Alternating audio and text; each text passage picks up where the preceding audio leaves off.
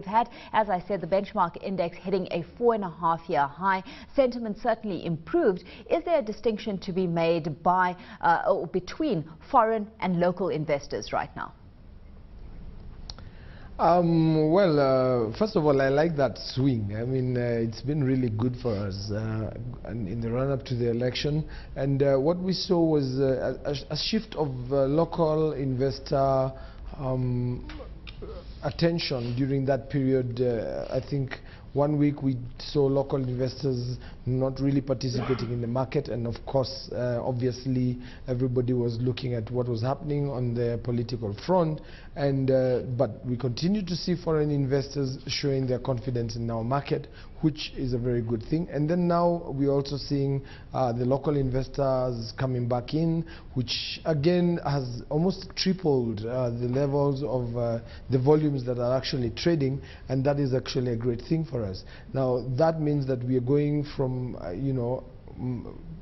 we are going to higher highs, and that means that we are officially in a bullish market, considering that we didn't see the market correction that we expected pre-election, and now that we are post-election, we do expect that it's going to continue that way. Samuel, of course, providing nice incentive has been the kind of earnings reports that the banks have released. We've had the super profits announced by Kenya's banking sector, having earned individuals with significant shareholding in the listed lenders millions of shillings in dividends as well. We had NIC Bank, for example, doubling its dividend to 1 shilling a share, while Equity increased its payout by 25% to 1 shilling 25 as well. Take us through how you're feeling about the banking sector right now, because certainly the kind of dividend payouts we've been seeing by these companies does paint a pretty optimistic picture, one would assume, moving forward.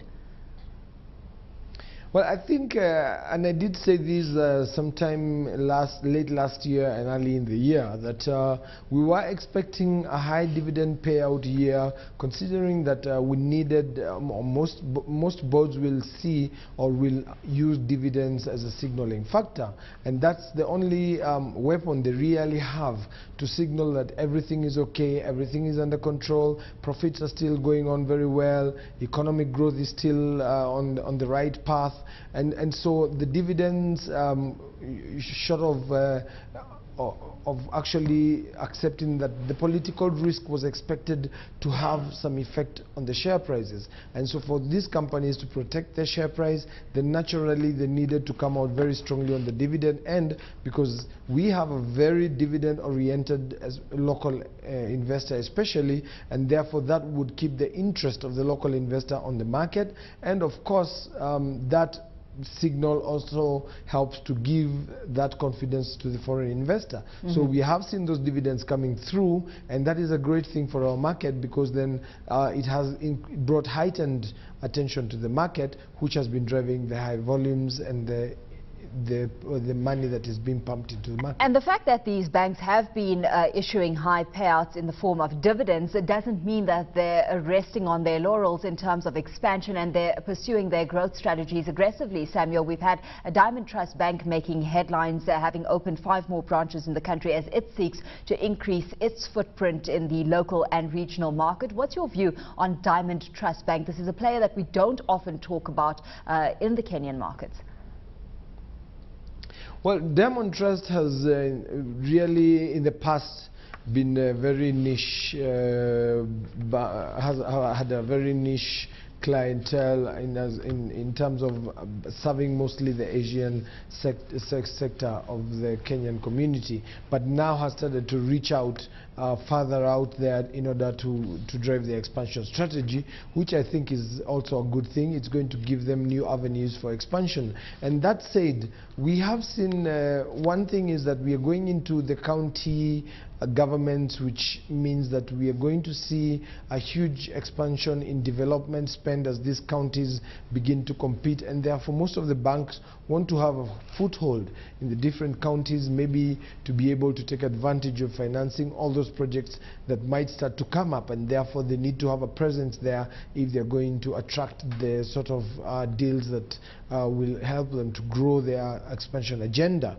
We're also seeing a lot of regional expansion in the banking sector, which brings to the forefront the fact that the Kenyan banking sector is beginning to continuously become the dominant banking service offering in the region, and therefore I believe that that is also an important thing to drive Kenya as a hub within the East African region, and therefore continue to drive Kenya's economic growth. Talking about avenues of growth and projects in the pipeline, Samuel, we had Kenya's finance minister saying yesterday that we've got Kenya issuing a $1 billion debut sovereign bond in September, and that after last week's largely peaceful elections. Market reaction to that announcement, because you know, while the commentary has been the elections have gone smoothly, and that providing a lot of the motivation for the Kenyan government to go to the international markets, we've still got these elections being contested. So some are begging the question, is this a little too premature? Well, I don't think so. If you look at the way the elections panned out, you're going to realize that one of the parties did have a clear, one of the coalitions did have a clear majority of 1 Senate seats, gubernatorial seats, and also parliamentary seats, which means that there's that feeling that this was probably a genuine win, and therefore, in as much as it has been challenged, we are still seeing that there was quite a bit of a range between the contestants, and therefore it's more about those maybe malpractices or the few things that might have happened, not really on regarding the fact about who won or who actually carried the day.